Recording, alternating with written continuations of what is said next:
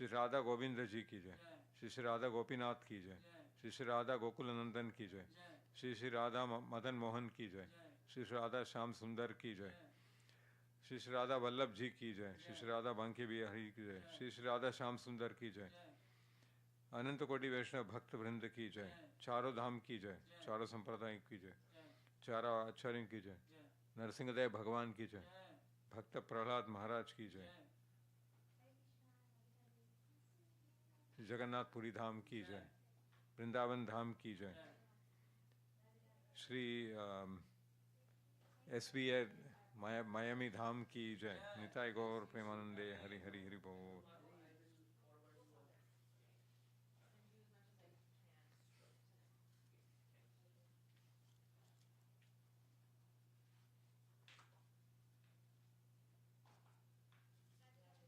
गुरुवे गौरचंद्राय राधिकाय त्वदालये कृष्णाय कृष्णभक्ताय तद्भक्ताय नमो नमः।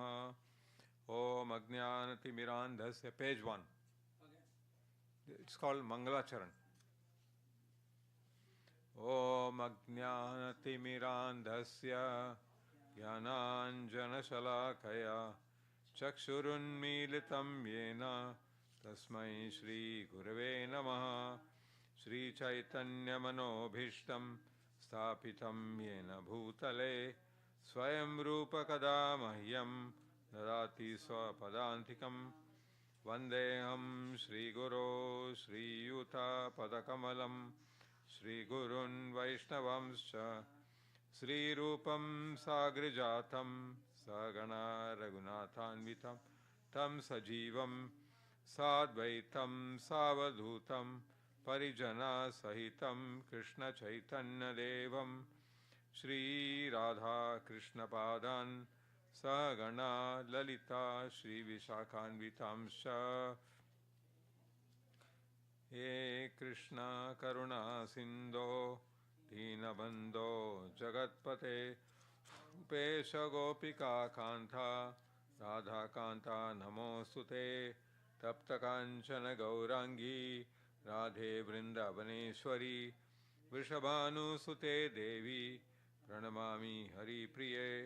वाञ्छाकल्पतरुभ्यश्च कृपासिन्धुभ्य एव च पतितानां पावनेभ्यो वैष्णवेभ्यो नमो नमः।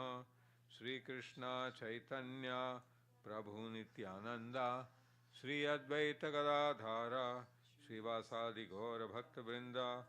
हरे कृष्णा कृष्णा कृष्णा हरे हरे, हरे राम राम राम हरे हरे। कृष्णा कृष्णा कृष्णा हरे हरे, हरे राम राम राम हरे हरे।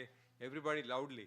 हरे कृष्णा कृष्णा कृष्णा हरे हरे, हरे Ram Ram Hare Hare. So Bhagavad Gita की जय, Sri Prabhupada Maharaj की जय. Before I commence, I start to speak few words on Bhagavad Gita, I would offer my respectful obeisances unto my Guru Maharaj, Shiksha Guru, Diksha Guru, to unlimited obeisances to the Guru Parampara, the great Acharyas in our Gaudiya Vaishnava disciplic succession, and then to Sri Chaitanya Mahaprabhu, his associates, Vaishnavas of all the Sampradayas, past, present, future, and to Radha Raman Bihari, to Gaurnitai, to Sri Giri Govardhan, Narasimhadev Bhagwan, to Prahlad Maharaj, and all the assembled Vaishnavas and Vaishnavis. So, before I speak on this, the 59th verse, I would like to revise about what you have learned, what you have heard about Bhagavad Gita. Can you come this side? Because I cannot see you. You can sit on chair if you want. Make yourself comfortable. For me, it's a struggle. I have to struggle to see you because this camera is blocking me.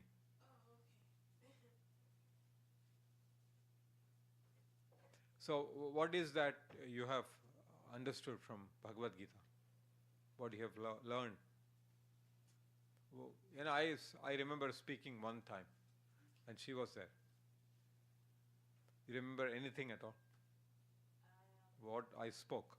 The first lesson is that we are not the body, we are the soul. Yeah, that's one point. What else you have to you know? Let it be a small thing, very small. So small, the little understanding you have is welcome. We learn about Prakriti, the three modes of material nature. Yeah, you're coming for first time. Yeah, my first time. Okay, so how did you know about this one? I met a man, I still have to remember his name, at Publix, and he told me to come here. That's very nice. Welcome to this SVA. And you can learn more. This is a temple, Radha Krishna temple, and Krishna is according to the various cultures, Abrahamic cultures. Then there is the Vedic culture, the Hindu culture. That's what people know as. They don't know much about the word Vedic culture, but it's a Vedic culture means the Hindu culture. Yeah, that actually Vedic culture, there is no such thing as a Hindu culture. It's a Vedic culture, means coming from the Vedas. Vedas means knowledge. So Vedas have their book, just like the Christians have the Bible, the Muslims have the Quran. So the Hindus, they are actually followers of the Sanatan Dharma. Sanatan means eternal. Dharma means religion. Religion means Dharma actually means the laws of God. So eternal principles of God. That's what the Vedas are describing. Eternal rules and regulations that a man has to follow as a human being. So the prescribed book, the main book for the people of, let me make it more gross, means precise, Hindus, just for our understanding, is the Bhagavad Gita. Bhagavad Gita means Song of God. Bhagavad means Bhagavan, God or anything related to God. Could be God's devotees, God's servants, etc.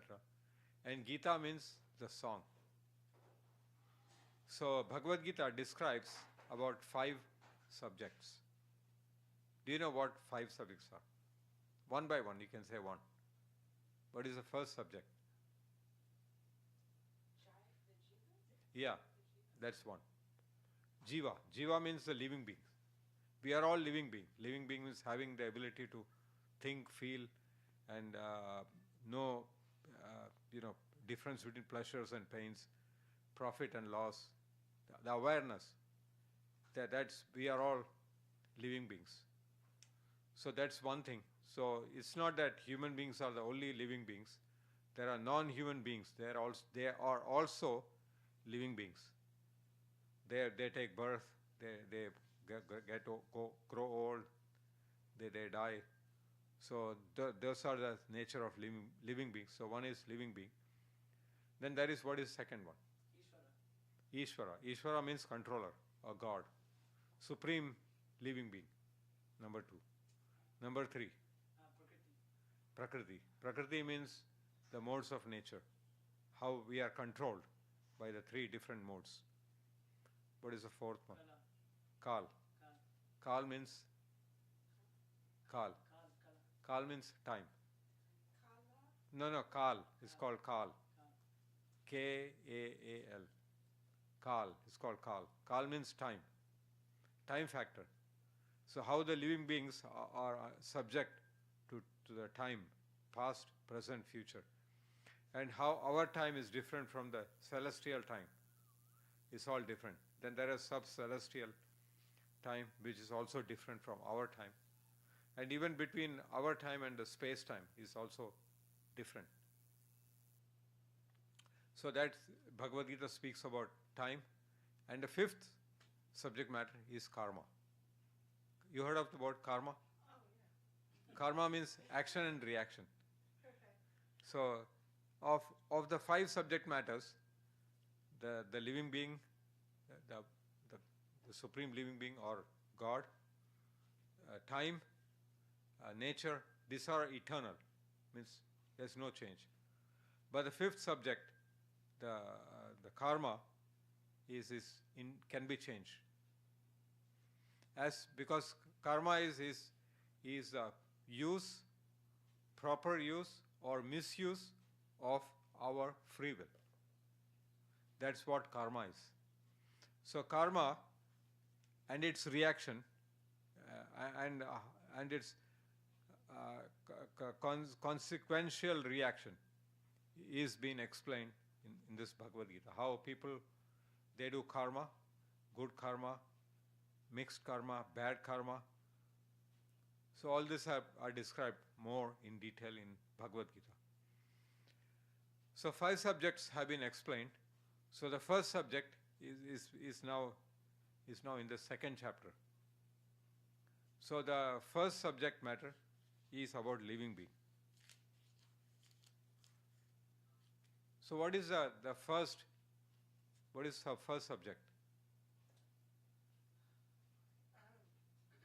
forgot how to say it. No, you can say in your own words. You don't have to use the Sanskrit word. Sanskrit. It's spiritual law. No, about living beings. About living beings? Yeah. Okay. So we have to have a clear understanding of what living beings are. If I ask you your name, how would you describe about yours? Give me a description about yours. I don't know you. I'm over the phone. So, I want to hire you for a job. It's an example. So you have to give me a description. I ask you give me a description about yourself. How would you describe yourself? Oh, wow. You don't have to feel shy. It's just a friendly discussion. Oh, okay. The way you describe. Well, I've been on this spiritual journey for a long time. No, my question is simple. Give me a description about yourself. About myself. Well, I do sound healing and No, simple descriptions you give me. Not what you do, like your character, personality. my personality. Yeah. I'm deeply into metaphysics and spirituality. No, I didn't ask about that. I don't ask your I want profession. to know about you, not what you study, not what you do. Not what you study, not what you do, about you. I'm saying, you said physically? No. No, I'm just asking. Simple question. Okay, let me ask you. Okay. You give me a description about you. So I am a very energetic, driven person. I never give up when I find hardship. I love to inquire into the mysteries of reality. No, I didn't ask about that. Okay. I asked you about, give me some simple descriptions about you. Okay, Rakim is funny. Huh? No. Can you describe about you? You said you were on the phone and I have to describe me physically? Yeah, give me some small description. I don't want many things. Like few words. Well, I'll describe about me. Suppose you are to ask me. I'll tell my name is Prajapati Das. I'm 5 feet 7 inches tall. I'm having a brown skin. I wear glasses. I have white hair. I have beard. Okay. Description. I'm skinny by nature. So I'll give description about like that. So you would describe that your name is what is Rasika Govindas, 6 feet, brown skin or black skin or whatever, you can give description. So accordingly, and you will say your name is this, you have black skin, this thing, that thing, like that. You will say I am black. You will say. Actually, these are not your descriptions. This is not yourself. This is a outward self that I'm describing. This outward self, the whole like black, brown, white, whatever, is not our real identity. our real identity is that we are inside the spirit soul. So to understand the spirit soul is a perfection of human life. So most people, 99.99999% of the whole world is living under the illusion that they have this body. This body is temporary. This body is not permanent. It's not eternal. So the descriptions that we give about ourselves pertains to the body, but we are not this body, and that's the first understanding of Bhagavad Gita. First understanding, we should come to a conclusion, to a realizing point, that we realize that I am not this body. I am spirit soul, and spirit soul is entirely different from the body. The body is temporary. The spirit soul is eternal. The body, there are three characteristics of the spirit: Sat, Chit, Ananda. Sat means, what does Sat mean? Eternal. Eternal. So our spirit soul is eternal. Chit, what does Chit mean? Consciousness. You are reading from there? No. Bliss. Consciousness. Or Chit means knowledge, consciousness. And Ananda. Bliss. Ananda means bliss. So the spirit soul has those three distinctive characteristics. Well, the body doesn't have that. Body and mind doesn't have that. Body is temporary, it's not eternal. And it doesn't have any knowledge about the self, about the supreme self. So when there is no knowledge, that means in ignorance. Ignorance is a main factor of this existence. The third is, there is no happiness in the body. If there is anything, that is very short time, flickering happiness is there, but not happiness which doesn't end. There is no never-ending happiness in this body. So the Bhagavad Gita explains that the spirit soul is eternal, full of knowledge, and always blissful. Or bliss is increasing all the time. So the 59th chapter, no, sorry, 2nd chapter, 59th verse. In the small book is 131. 50, yeah, in the small book is page number 131.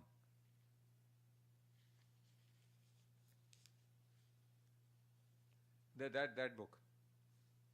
What's your name? Cora. Cora, it's in page number 131. Okay.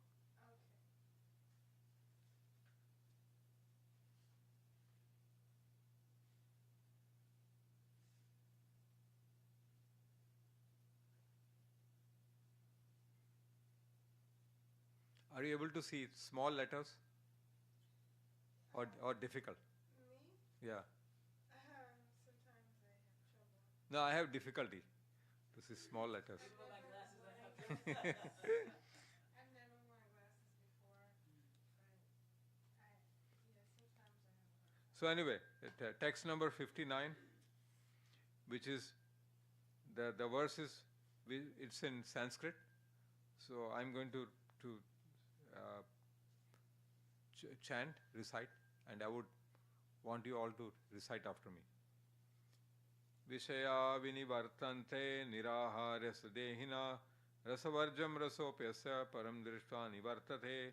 Okay, now everybody shall chant after me. Vishaya Vishaya vinivartante vinivartante niraharasya niraharyasya dehina dehina rasavarjam rasavrajam rasopyasya rasyopyasya param drishtva param drisva nivartate. nivartate Vishaya vinivartante Vishaya vinivartante niraharasya dehina niraharasya dehina rasavarjam rasopyasya rasavrajam rasopyasya param drishtva nivartate. param drisva vivartante. Translation and purport by His Divine Grace A.C. Bhaktivedanta Swami Prabhupada.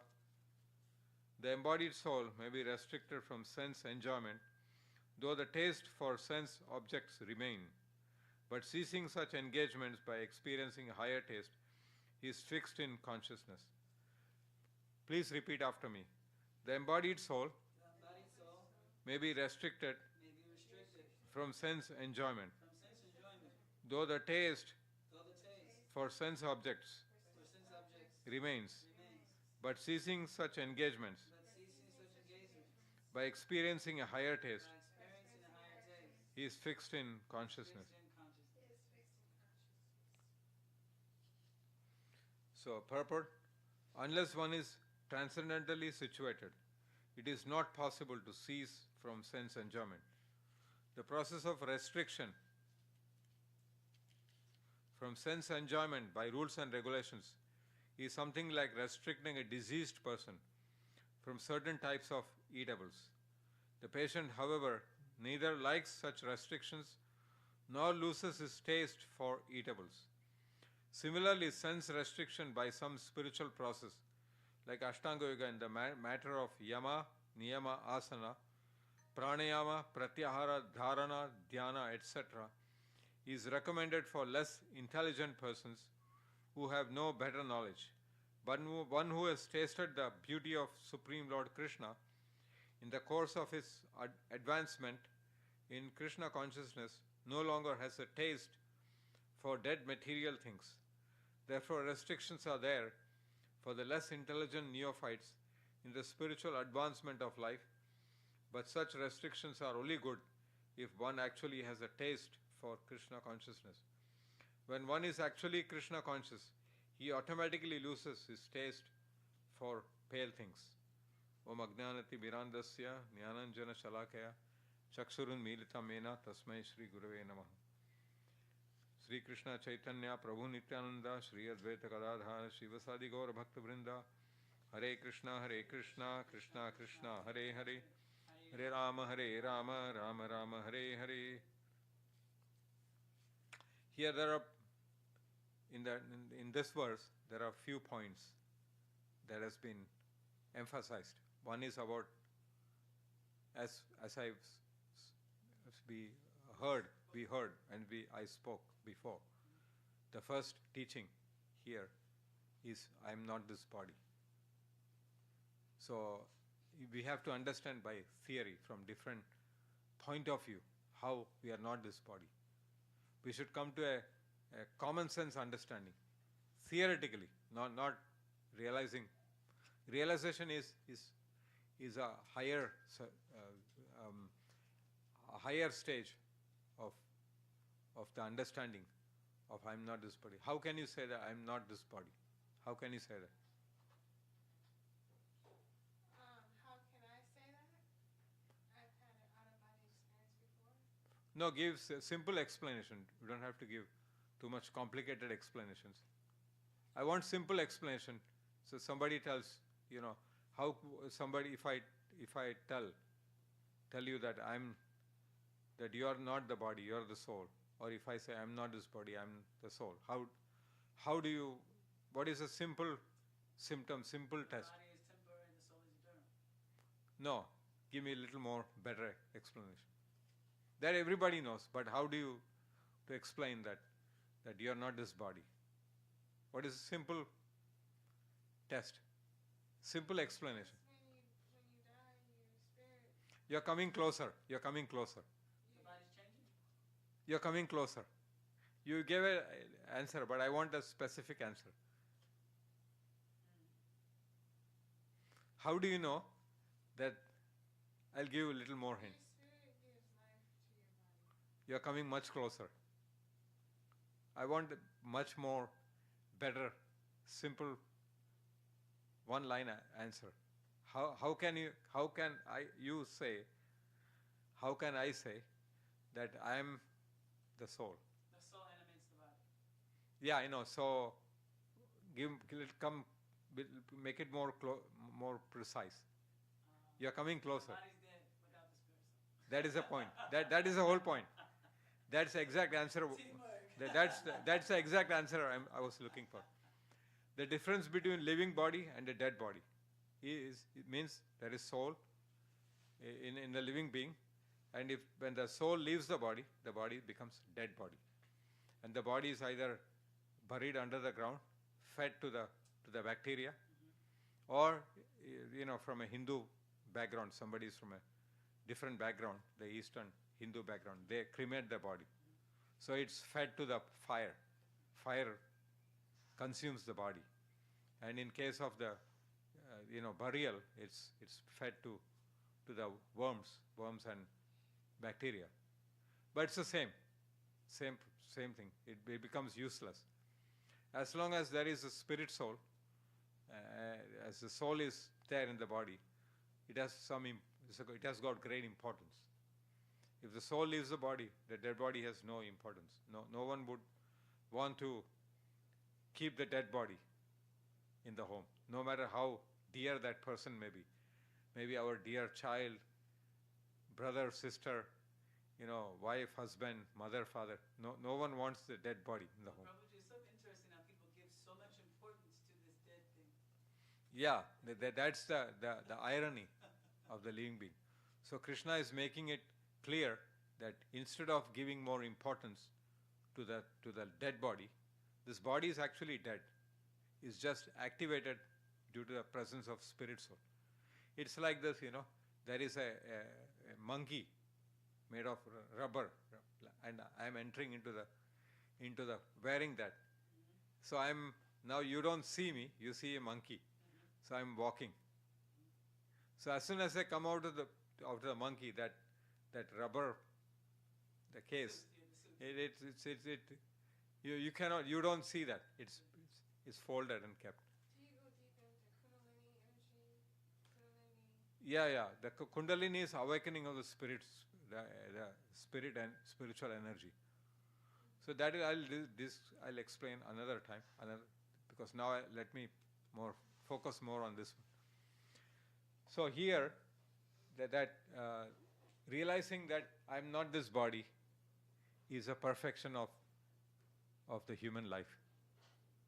So if you want to really be happy, you should be situated in yourself. Situated in the self means becoming aware that I'm not this body, I'm the spirit soul. So in this verse, there are few subjects that have been described or covered. That is, one is the body and one is the soul. So here in the 59th verse, this particular verse, Krishna is emphasizing sense control. You know what is sense enjoyment? Do you know what is sense enjoyment? What is sense control? Do you know what is sense enjoyment? What is senses? Sense control? What is the meaning of sense enjoyment? What are the senses? The senses? Mm. Oh, taste, smell, sight, and what else? Touch, feeling. Yeah. So what is sense enjoyment? What is that? Enjoyment? Yeah, what is that? I don't know. Do you know what is sense enjoyment? No, Enjoyment. Oh, sense enjoyment. Yeah, that's. Karunamai, you know what is sense enjoyment? Can you describe something about sense enjoyment? Like eating bad food, just. Or eating good food also is sense enjoyment. It doesn't have. It's not prasadam. No, anything. If you eat any food, eating food is sense enjoyment. Touching something which gives us pleasure is sense enjoyment. Seeing a good object is sense enjoyment. Then hearing good songs, nice music is hearing enjoyment.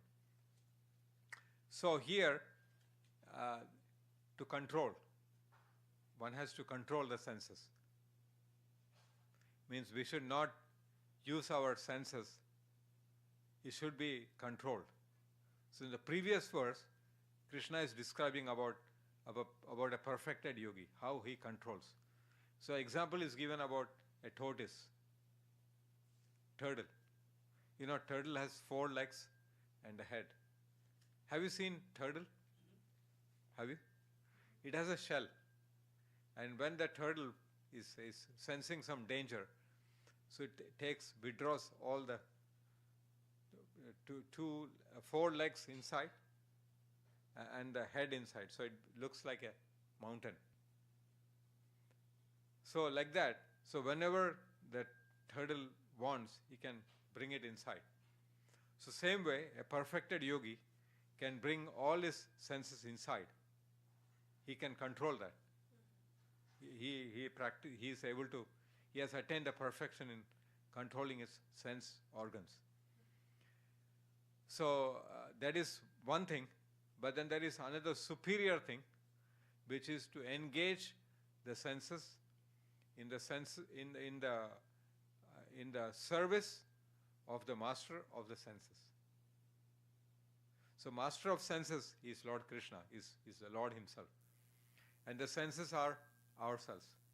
So engaging the senses in serving the Lord is the easiest method of controlling the senses.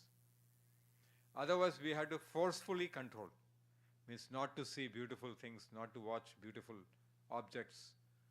But after some time, because of our old habit, we will again indulge in sense enjoyment.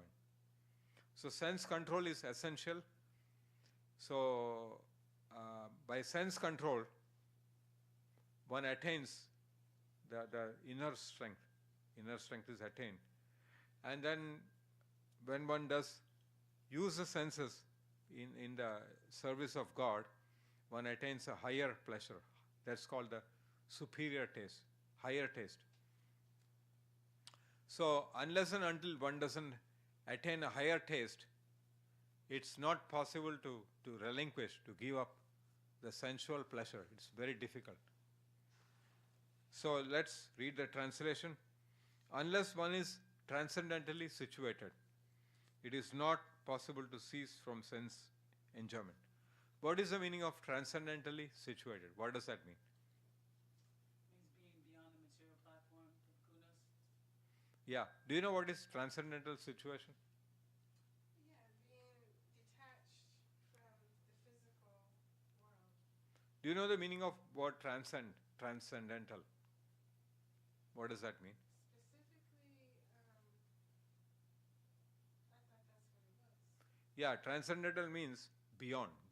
To transcend means to go beyond. Yeah. Be beyond our experiences that we have. So transcendental means to understand something which we cannot see, feel, we cannot employ our sensual organs. It means the kingdom of God. So that thing, so that kingdom of God, His name, form, qualities, pastimes, are not within our intelligence and mind to understand. So to go beyond means to be situated on a transcendental platform, means in the godly platform, being situated in the service of God, fully with our five senses. That's a transcendental position of the living being. So unless and until you don't get that you're not situated in, your spirit is not situated in the service of God, that means by default you are engaged in the mundane world. So you have to engage in sense enjoyment. And the sense enjoyment will give you pleasures and pains from this body. So let's read about this. The process of restriction, let's read about this. The process of restriction from, just like when someone is sick, he goes to a doctor and doctor prescribes medicine and the rules that he or she has to follow along with taking the medicine. Like for example, if I get a fever, doctor suggests to me that not to take milk. If I get mucus, then doctor restricts me, prescribes me medicine along with the restriction of taking milk. Milk and cold water, ice water, and then sitting under the, sitting in a room of AC, cold room. So there are certain restrictions that one has to follow. So a practitioner of spiritual life would not like to do it. No one likes to restrict our enjoyment, our life. So restricting ourselves are known as austerity. Doing something you would not like to do. It's an austerity. Getting up in the morning, chanting Hare Krishna, eating less. So all these things are essential for someone to make advancement in spiritual life. So here is emphasis is given on sense control. The patient, however, neither likes such restrictions nor loses his taste for eatables. So somebody is restricted from eating some good food that he likes. A man who has, a person who has blood sugar, diabetes, is restricted from eating sweet. That doesn't mean he doesn't like sugar. He likes sweet. So, but he is forcefully doing it. So even though he doesn't like, he is doing it. So here it's written, the patient neither likes such restrictions, nor loses his taste for eatables. Similarly, sense restriction by some spiritual process, like Ashtanga Yoga in the matter of Yama, Niyama, Asana, Pranayama, Pratyahara, Dharana, Dhyana, etc. is recommended for less intelligent persons who have no better knowledge. Means one who has not attained that higher knowledge, the knowledge of the self, one has to go through all this process. Yama, huh? What are these different yogas? What is that? Ashtanga means 8 limbs of yoga. But those seem more difficult. No, it is difficult. It's like you said, I know Prabhupada is saying the less intelligent is going to produce this, but that's so much more difficult than bhakti. But even bhakti yoga, the sadhana, in the sadhana stage, when one is doing with rules and regulations, that's also difficult. It's not easy. It's not easy to do. If one has attained pure bhakti, pure devotion, one is relishing the nectar at every step. But for someone like me, I can tell about me. I have to follow rules and regulations. I don't like that, but still I have to force, because I know I am sacrificing this for a higher goal. But one who has tasted the beauty of Supreme Lord Krishna in the course of his advancement in Krishna consciousness no longer has a taste for dead material things. So one who has had a higher taste of chanting, the name, form, qualities, pastimes of the Lord, one who has had a higher taste, that does not compromise or does not indulge in lower tastes. He finds the tastes of this world to be very pale, stale, and very disgusting for him.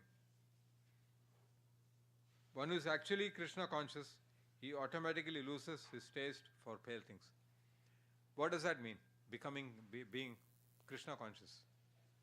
It's like a caterpillar and a butterfly, right? The caterpillar's eating its leaves. No. What is the meaning of the word Krishna conscious? When one is actually Krishna conscious, he automatically loses his taste for pale things. That means he's serving Krishna something. What is the word for that? Bhakti. No. You're coming closer, but I want the exact word. Rasa. Coming closer. What is the name for that? One who is Krishna conscious. Huh? Devotee. Yeah, that's the answer. But devotee means pure devotee. It's not that someone who is dressed up like, putting tilak and shaved the head and keeping a, shika and wearing this robes. Doesn't mean that person is a pure devotee. So, a pure devotee means he is Krishna conscious. So he is relishing the the name, form, qualities of pastimes of Krishna at every moment, that for him, for him following the rules, he is not at all attracted to anything in this world. So a simple example I give, Suppose someone, say you are a rich man, or you are a rich woman. An example I'm giving.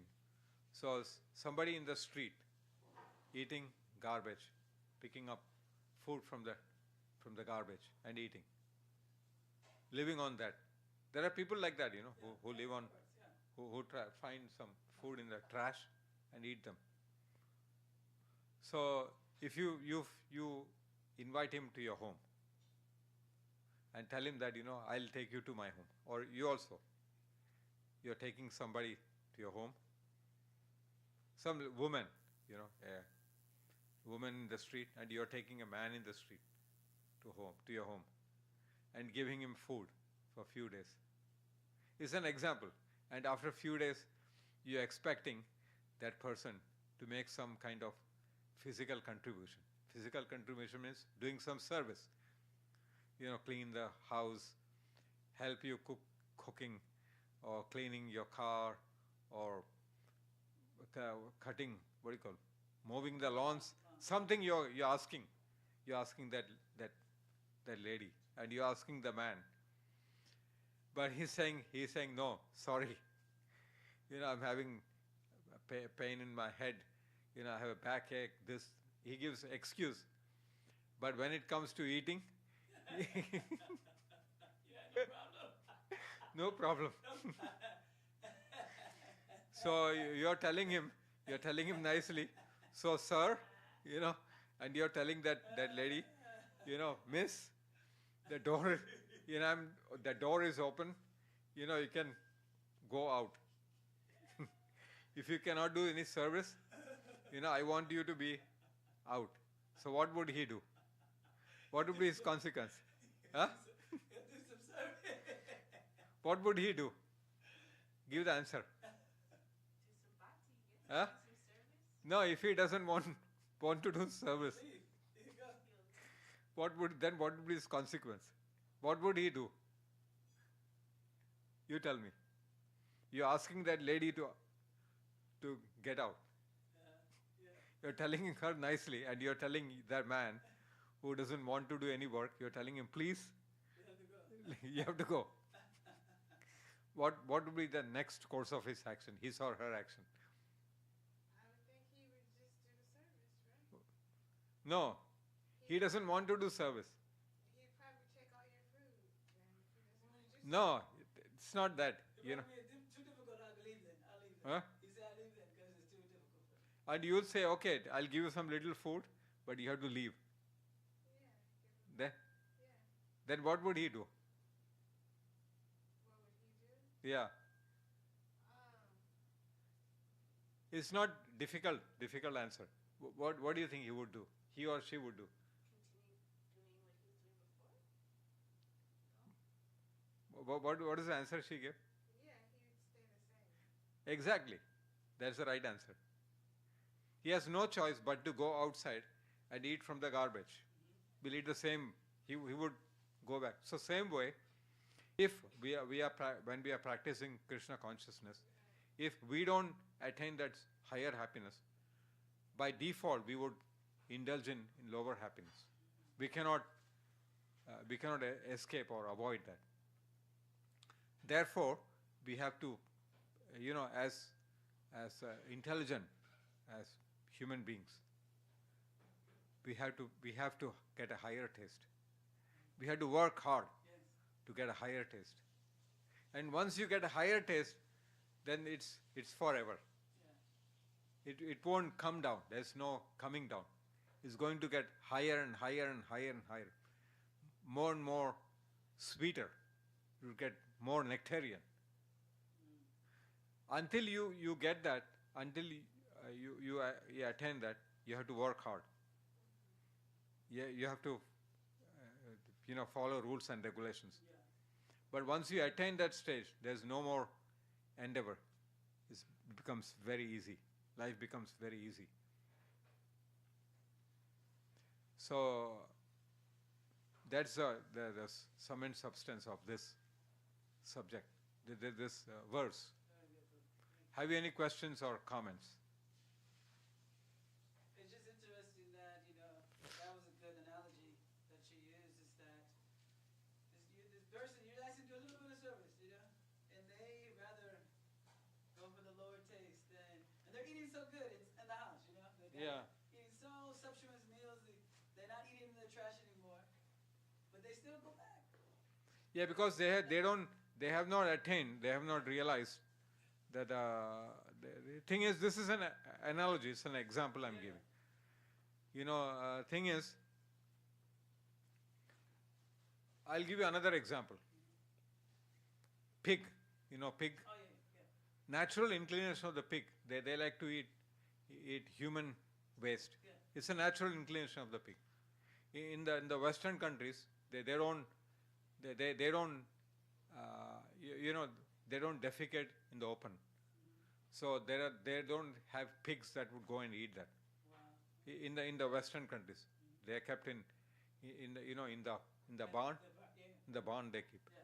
So they do not know the natural inclination of the pig. So when we see the pig's tastes and pig's behavior, we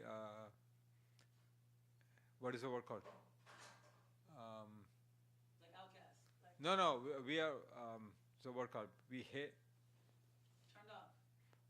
No. What is the word in English that we don't want? Don't want to be. Yeah, we don't want to even hear. We don't want to see the pig. Yes. It's very Dirty. dirty animal, Yeah. So we can never think of the pig doesn't have a taste for sweet rice Yeah. or halwa, which we relish. Yeah. So for us, the pig is very abominable creature. Means we don't want to, have the food that a pig eats. We don't want to be like a pig. I don't know if you understood this. Yeah, no. So same way, in the same manner, persons who have a higher taste, pure devotee, for them, our tastes, our activities, what we get, is just like us and the pig. Our tastes are very abominable. And there is I remember one pastime of Sri Yamunacharya. So Yamunacharya was a great Vaishnava devotee from South India. He belonged to Acharyas, means teacher by example. He teaches us by example. So this great devotee, Sri Yamunacharya, he was a young boy and he was living in the Gurukul. Gurukul means where they learn spiritual life right from childhood. So there was a king in that particular place, the particular state, and the king had a minister who was very intelligent. So he could defeat the most intelligent people, and no one would debate with him because they are afraid that they would lose. So then he suggested to the king, he advised the king that people in this world, in our country, they are all fools. So we should impose a tax because they are foolish. They have to pay a tax. If they want to abolish the tax, then they have to defeat me. So then everybody was under this tax thing. Yeah. They have to pay tax. So in this place where the ashram where Yamunacharya used to live, they didn't have money. They had too much money. So it was a concern, how could we pay tax to the government? So Yamunacharya was a small young kid, was a kid. So he he decided he would go and challenge the minister of the king. So he is going, and then everybody is concerned in the ashram that how can he defeat a young boy, maybe 6 years old, and an older, intelligent minister. How can he challenge him? So there he's coming, that little boy is running, going to that palace, and then the guards are stopping him, say you cannot enter this. So he's telling I came here to challenge the minister. I'm going to defeat him.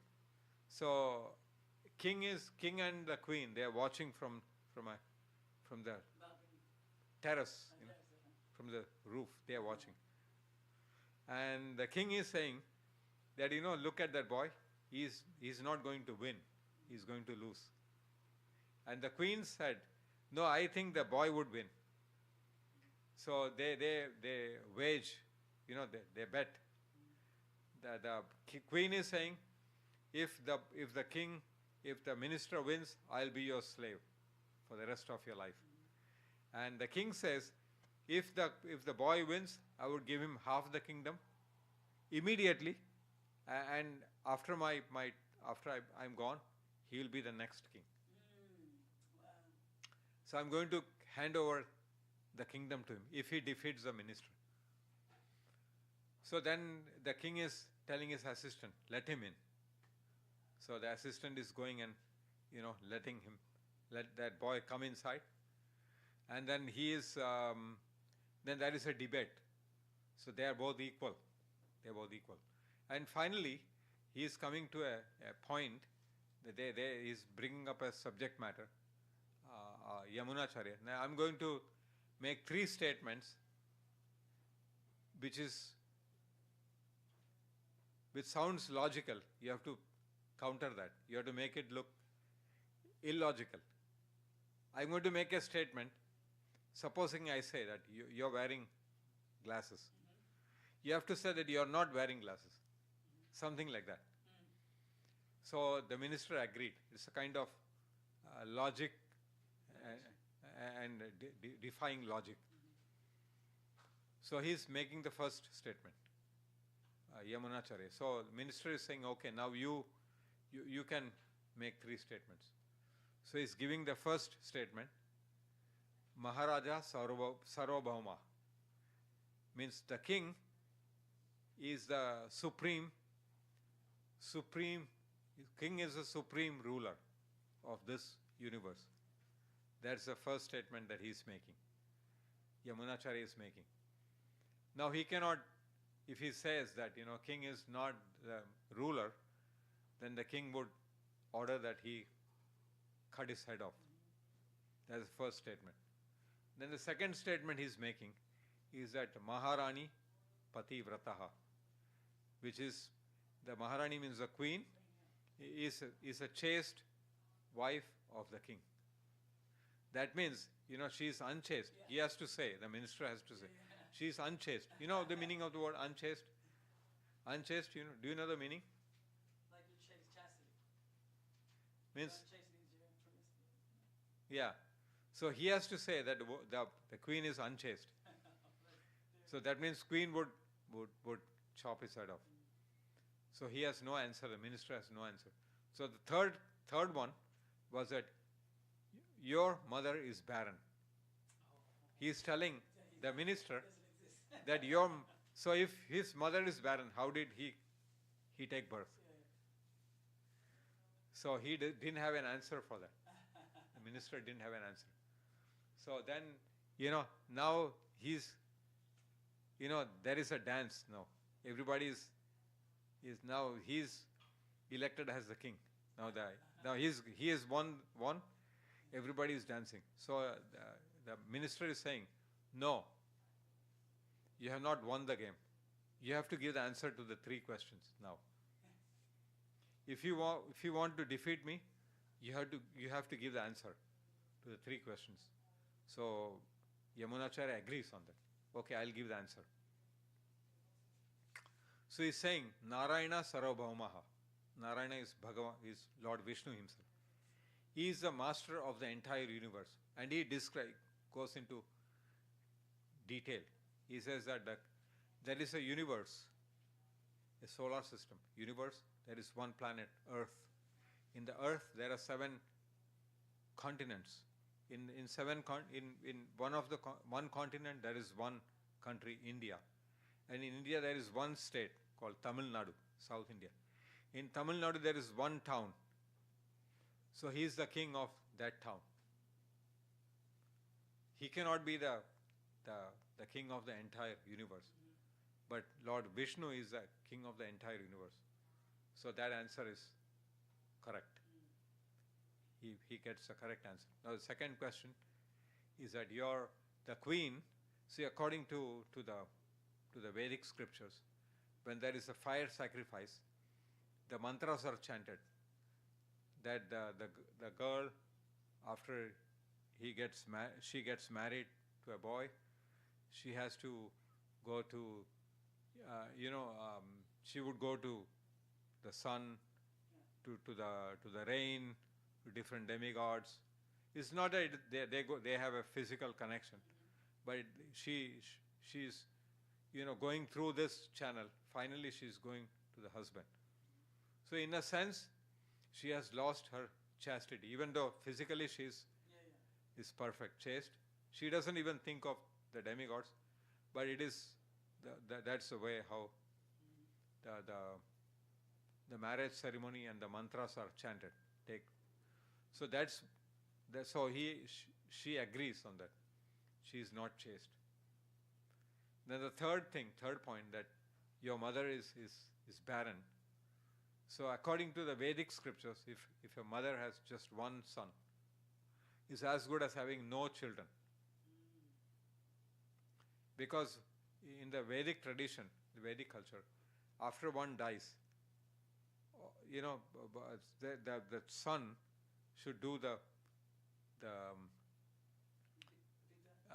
it's called Shraddha. Shraddha means a ceremony, praying for the ancestors. So if there is no sons, then there won't be any prayers that will be offered to the ancestors. So it is essential that there should be a son who would offer, prayers for the ancestors. So by doing that, they'll be relieved from the curse and the punishments they go through. They go through the family, the generation. Yeah. So every year there is a time, there is a certain day. So everybody, every male should do that for their ancestors. One should do I don't know the exact day and date, a certain time. This is around October, right? It's like somewhere around there. October, June. Yeah, something like that. So during that time we should do little Shraddha Puja, if you cannot do anything, at least, at least we should chant Hare Krishna, and then give, feed the devotees, brahmanas, or give some donation to the temple, and sponsor that day's feast. So it has to be done. These are one of the Pancha Mahayagnas. 5 great sacrifices that human beings have to do. One of them is to offer prayers and what is it called? Sacrifices for their release from punishment. People don't know about that. People don't know. They don't know about that. So as a consequence, they don't. If they do it, they get the blessings of their ancestors. Yeah. A lot of people in this culture don't get that blessing from ancestors. That's why they have more problems. No, see, thing is, here there is no. The people are not having seva bhav. Yeah. You know seva bhav? Save about, to do service. Yeah. Doing service. Yeah, they have no, they don't. Not even for their own families. In their own family. Yeah, they have no save about. Yeah. Like, they don't realize that when they were a baby, when they were a child. The mother cleaned them, nursed them, spent so many sleepless nights. They sacrificed for the sake. But now they've got old, they're forgetting that. And they don't take care of their parents who are old. Yeah, that part too. They send them to senior homes, senior old age homes. They send them, which is very bad. Actually, we should, old people need to be taken care of. I'm not talking about everybody, but that seva bhav is not there. But even after they pass, the soul is eternal. They get another body, and we can release them from another body if they get a worse body. If we do the seva. No, but even when they are alive, also they should be served. Old people should be served. Oh, exactly. Yeah, definitely.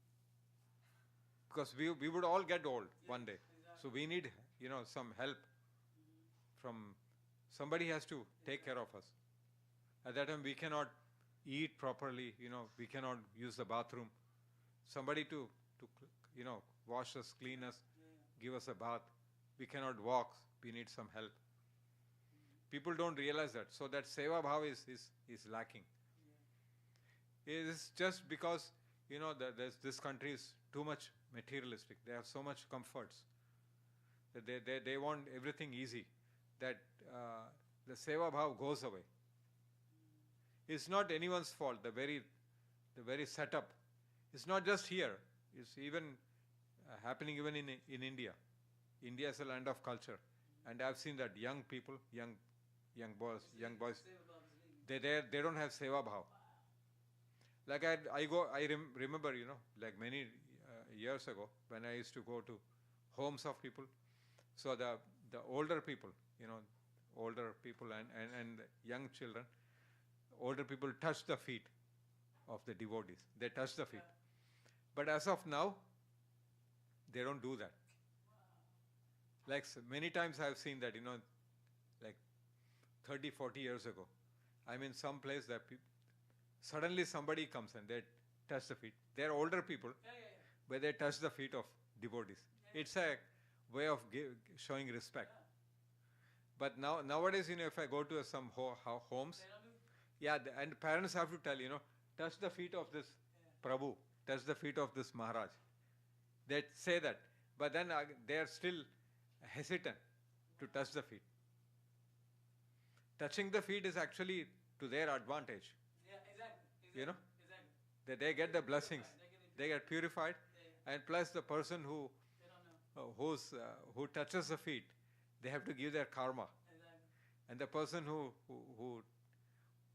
whose feet they are touched have to give their blessings. Some portion of their merits they have to exchange. Same applies to even service.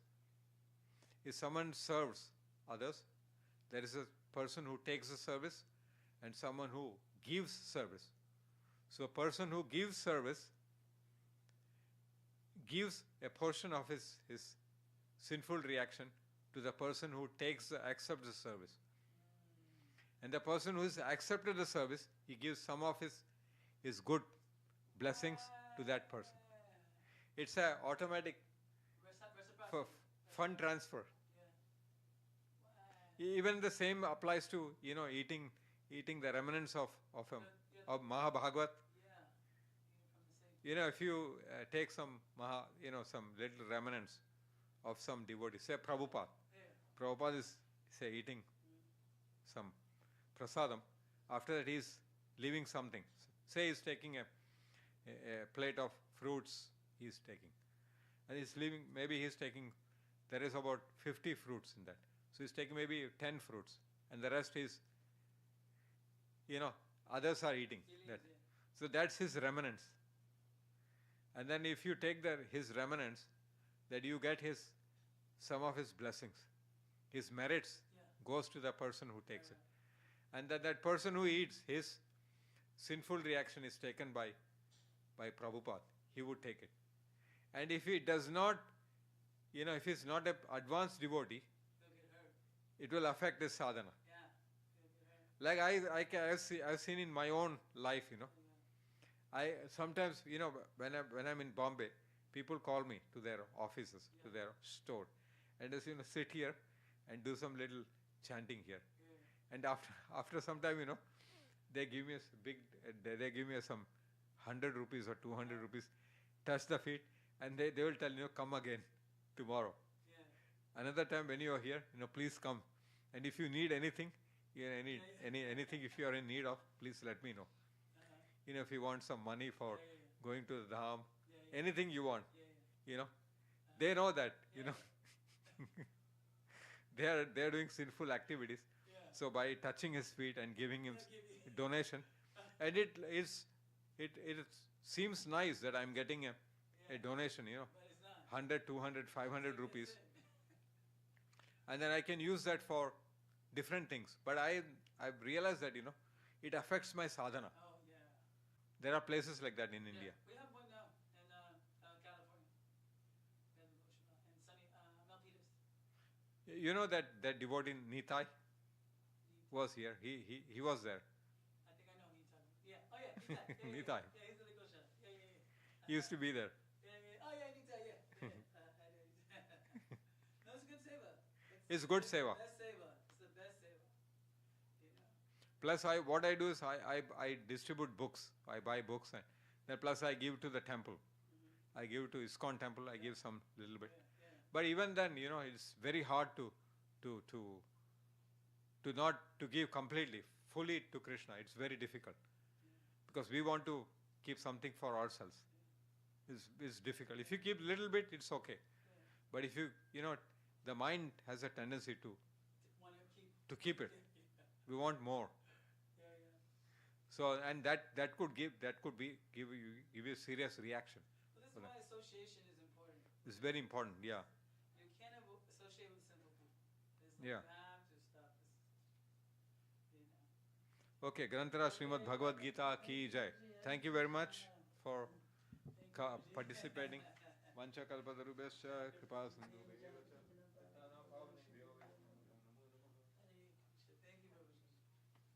Thank you very much, Corey, for coming. You call me? Corey, right? You call me Cora. Cor, I not said Corey. Cora. Well, yeah. I heard Corey. You did? Yeah. Your name is Corey or Cor? Well, that's the name my mom gave me. C-O-R-E, right? C-O-R-I. C-O-R, right? Corey? Yeah. Okay, I didn't know that. I thought you told me Corey. I said Cora. Cora. Yeah. In your legal documents, C-O-R-A. C-O-R-I. Okay. Yeah. I said your name was correctly. Huh? I said your name correctly. Yeah, you said, but I, Cora, that's how I remember. Okay. Yeah. Nice to I'll meet call you as Cora. What's your name? Prajapati Das. Prajapati. Pati Das. Das. What does your name mean? Where does it come from? Praja means the living beings. Pati means the master. So Das means the servant. It's the name of Lord Vishnu, Lord Krishna. Prajapati means he's